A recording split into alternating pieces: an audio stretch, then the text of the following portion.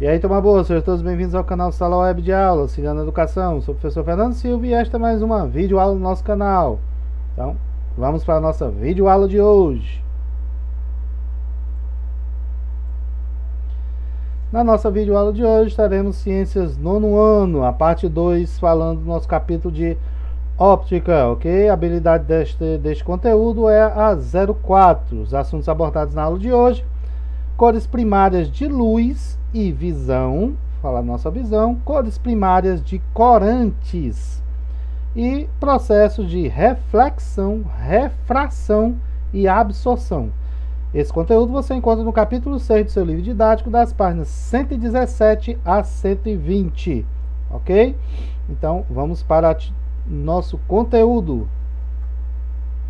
Na parte 2, você tem aqui o iniciozinho da página, certo? Falando aqui de TV, cores e monitores de computador, como eles atuam, mas o nosso conteúdo realmente inicia aqui. 4. Cores primárias de luz e visão, ok? A cor dos objetos. Quando a luz branca do Sol atinge um objeto branco, todos os componentes coloridos são refletidas, chegam aos olhos da pessoa e, portanto, o objeto é visto como branco. Porém, se um objeto refletir apenas uma das cores ou apenas alguma das cores presentes na luz branca, não todas, certo? Ele será visto com a cor que reflete ou com a cor resultante da mistura das cores que reflete. Ou seja, se um objeto branco recebe a luz branca, ele vai refletir todas as cores presentes na luz branca e você vai ter a sensação visual da cor branca daquele objeto. Porém, se ele reflete uma das cores ou alguma das cores, não todas, presentes na luz branca, você vai ver esse objeto com a cor refletida ou com o resultado da mistura das cores refletidas. Como assim, professor? Você tem aqui representado. Se esse objeto reflete as cores primárias, você vai ver a cor branca. Se ele não reflete, ele absorve todas as cores presentes na luz branca, você vai ter a sensação do objeto, ele está na cor preta, ok? Se ele refletir a cor vermelha e não as outras, você vai ver aquele objeto na cor vermelha. Se ele refletir apenas a verde, você vai ter a sensação daquele objeto na cor verde. Apenas a azul, na cor azul, como mostra aqui. Refletindo todas, sensação aqui na cor branca. Refletido apenas um, você vai ver ele naquele tom da luz da cor refletida, não absorvida, apenas a refletida, ok? Esse é o exemplo desse conteúdo dessa página. Vamos para a próxima.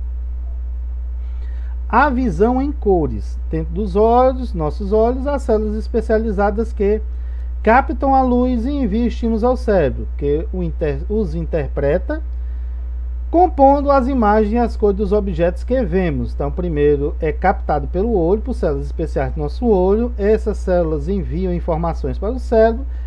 O cérebro decodifica essas informações e aí gera a imagem para a gente, ok? Há dois tipos básicos dessas células: os bastonetes e os cones. Vamos falar um pouquinho de cada um. Os bastonetes não são capazes de distinguir cores, apenas a claridade. São células muito sensíveis e conseguem captar até mesmo pequenas quantidades de luz. São os bastonetes que nos permitem enxergar em locais pouco iluminados. Mas isso é feito sem distinguir direito as cores dos objetos. Então você consegue, mesmo com pouca luz, estar enxergando alguma coisa, mas não consegue distinguir uma cor da outra, estando o ambiente pouco iluminado. Mas você consegue enxergar mesmo com pouca iluminação, graças a essas células chamadas bastonetes, ok? Já os cones, por outro lado, funcionam quando há claridade mais intensa. Existem 3 variedades dessas células: cones sensíveis à luz vermelha, os sensíveis à luz verde e os sensíveis à luz azul, ok? Cada uma dessas variedades de cone consegue captar um tipo de cor primária de luz. É por isso que, com apenas essas 3 cores, é possível compor todas as outras cores que podemos perceber, misturando a quantidade, né? Combinando as cores e combinando a quantidade de cada um. Mais azul com um pouco de verde, mais azul com metade verde, azul com verde. Então, a cor e a quantidade desses componentes misturados é tudo possível através dessas células cones. Daltonismo.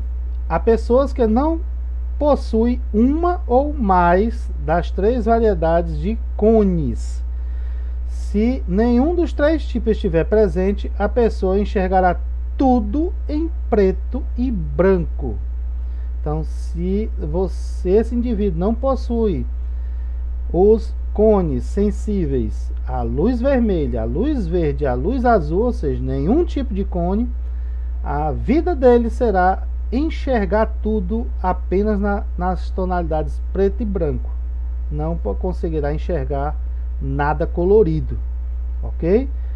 Mas se apenas os cones que captam uma ou 2 das cores primárias estiverem faltando, então a pessoa enxergará cores, porém confundirá alguma delas.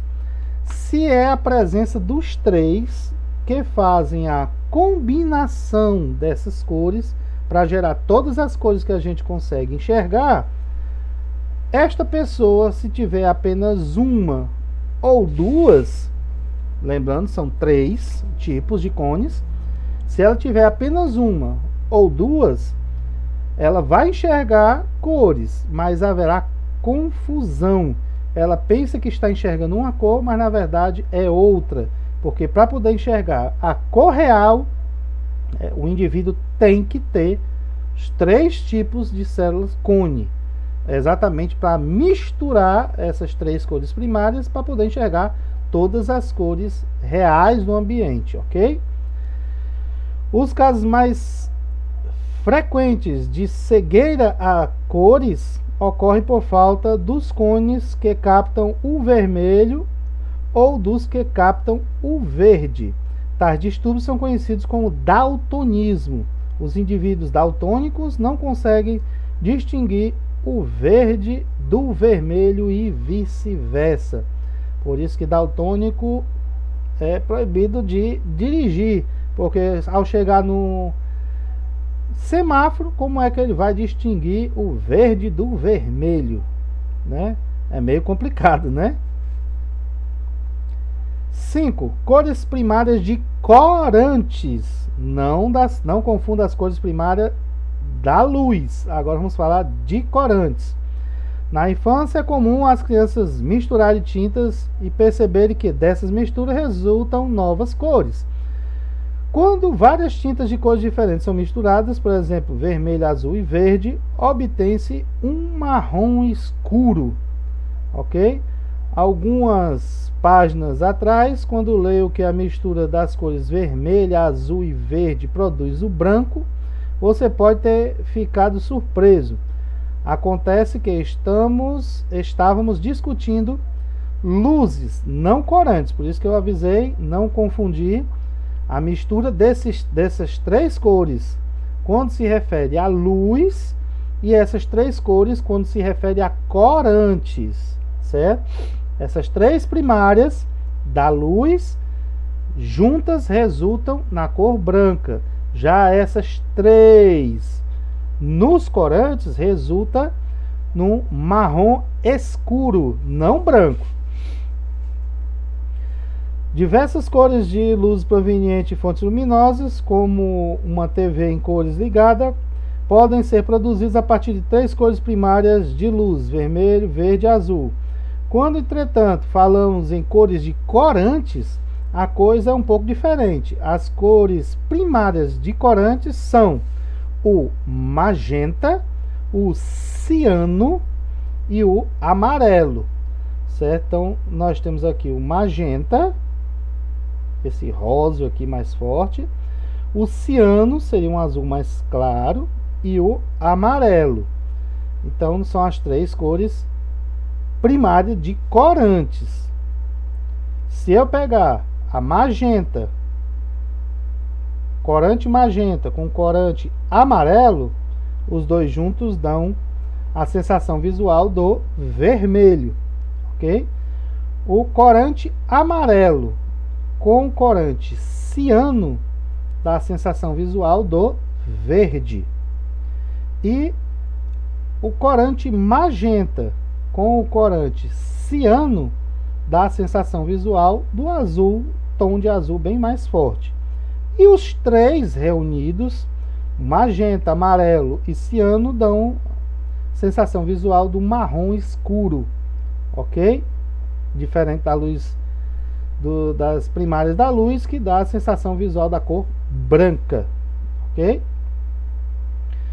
Observando o esquema de mistura de corantes da página anterior, você percebe que nessa mistura foram obtidas três cores primárias de luz. Como se explica isso? Cada corante, amarelo, magenta e ciano, absorve uma determinada cor primária de luz, conforme o esquema abaixo mostra. Assim, a mistura de dois desses corantes absorvem duas das cores primárias de luz e apenas uma é refletida.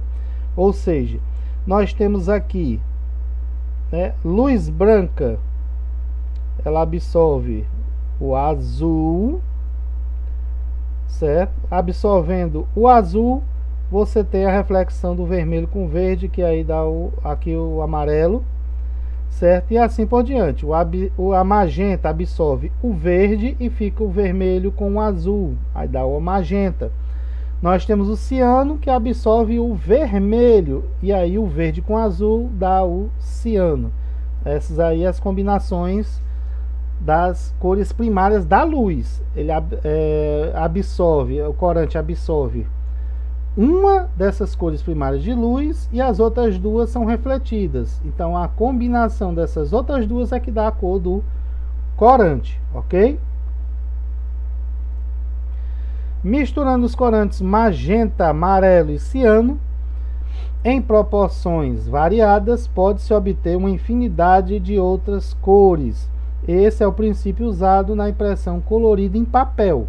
Ou seja, você tem, né, na impressora, nós temos a cor magenta, nós temos o amarelo e nós temos o ciano. A gente diz, a cor vermelho, amarelo e o azul, né? Só que são tons diferentes. Nós temos o amarelo, ok, mas não é o vermelho, é a magenta. Não é o azul escuro, né? E sim o ciano, um azul mais claro.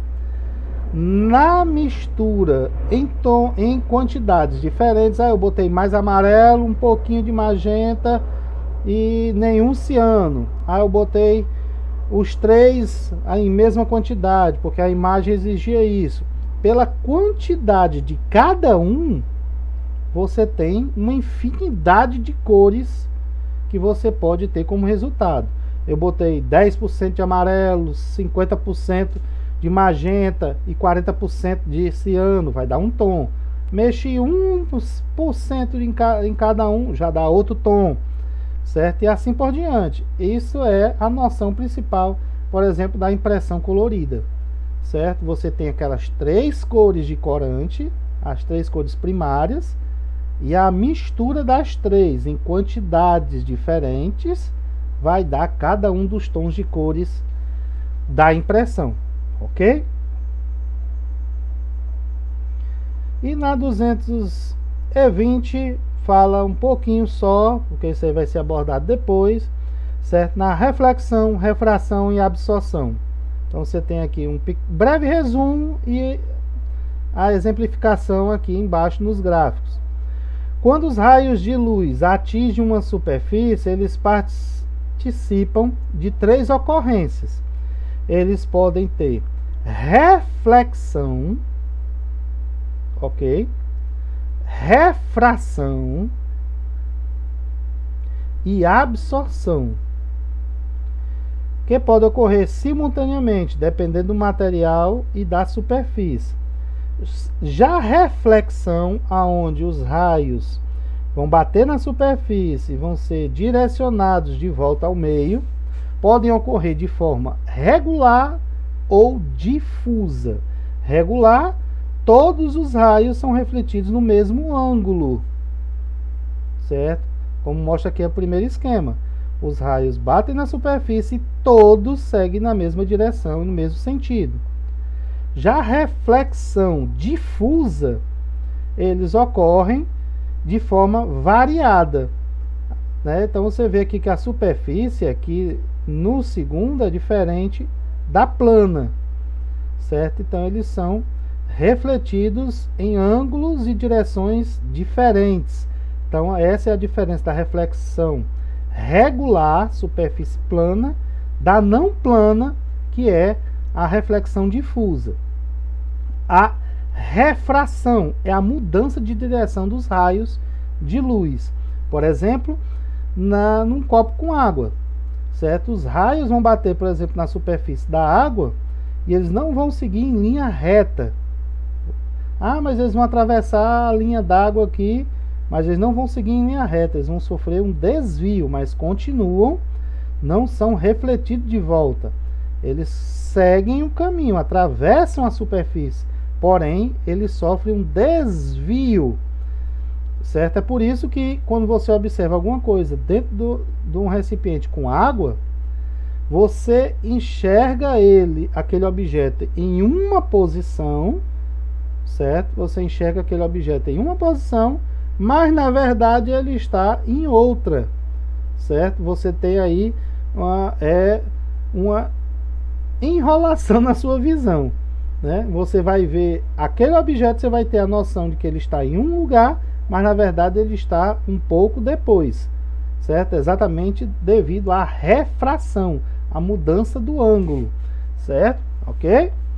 E a absorção, ou seja, os raios não são refletidos e não são desviados. Eles se dissipam, são absorvidos pela superfície. Nem desviam, né, nem se refletem de volta para o meio de onde eles vieram, certo? Isso aí é a absorção, ok? Então esse aí foi o conteúdo presente aí no seu livro didático. Então vamos aqui para a atividade. Na atividade primeira, cite os nomes das células dos nossos olhos especializadas em captar a luz e enviar estímulos ao cérebro, que os interpreta, o nome dessas células. 2. Descreva as principais características das células chamadas bastonetes. E na 3, as principais características das células chamadas cones. 4. Descreva o que é o distúrbio conhecido como daltonismo, certo? Explicar o que é o daltonismo. 5. Quais são as cores primárias dos corantes? Não confunda as cores primárias da luz. Aqui estamos falando dos corantes, ok? 6. Complete corretamente as combinações de cores de corantes com a sensação visual correspondente. Ou seja, o corante magenta misturado com o corante ciano dá a sensação visual de qual cor? E assim por diante. O corante amarelo com ciano e o corante magenta com amarelo. E na 7ª, quando os raios de luz atingem uma superfície, eles participam de 3 ocorrências. Cite que ocorrências são essas. Quando eles batem numa superfície, pode ocorrer 3 casos. Cite o nome desses 3 casos. Ok? Então essa aí foi a nossa atividade de hoje. Se você gostou do nosso conteúdo, deixa aí o seu joinha. Se inscreva aí no nosso canal. Se você não é inscrito, ative o sininho das notificações para você ficar sempre antenado com nossas videoaulas e lives. Temos também um outro canal de acompanhamento, que é o site Educação na Web, onde você fica informado de todas as atividades, entrega de atividades, notas e tudo mais. Ok? Então, essa foi a nossa videoaula de hoje. Vamos ficando por aqui e até a nossa próxima aula.